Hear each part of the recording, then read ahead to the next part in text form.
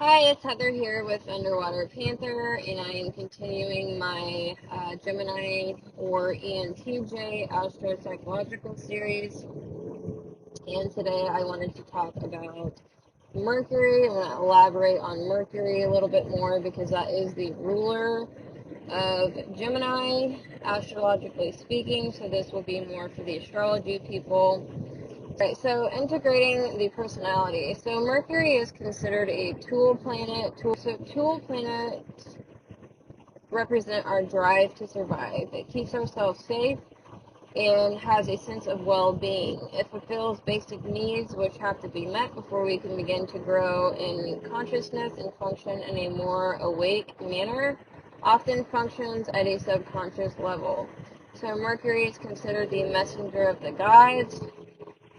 The length of the planetary cycle to pass through each sign. It takes about 1 year with an apparent retrograde motion. So you'll always hear the astrology people talking about retrograde, Mercury in retrograde, and that's like has to deal with technology, communication, traveling, stuff like that, going awry. So Mercury rules our communication, mind, thoughts, and words. I can never elaborate enough on how important our Mercury placement is. It literally practically can dominate all other signs, even our ego. And I mean, not necessarily, I wouldn't say exactly, but like I'm a Pisces with a Pisces sun with an Aquarius Mercury, so it definitely comes into play very, very, very heavily when it comes to who you are as a human being, how you act.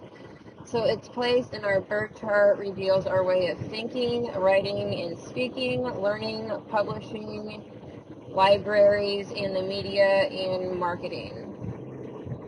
Mercury also represents the guide to souls. It's swift-footed deity of transitions, communication, exchange, trade, profit, and of travelers and merchants, as well as material transactions. So Gemini is like insanely, it blows my mind because of their socializing skills, their communication, their thinking, their mechanical aptitude, and not only that, they even get into, like, it's all about language, writing, finances, all that. So Mercury can be fickle, slick, exciting with words that seem to resolve issues and bring news of success, as well as stir up fresh difficulties. If we are not careful, our interactions can go awry into misunderstanding and failure.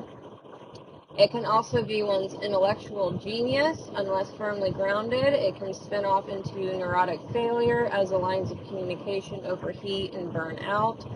Can become the trickster and deceiver. The antidote is to seek knowledge with a kind and caring heart.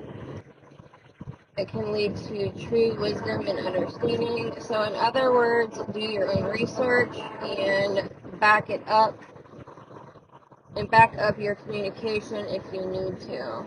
Stand in your truth, even if it means being short and direct. Mercury brings us brilliant ideas, illuminating messages, and amazing connections.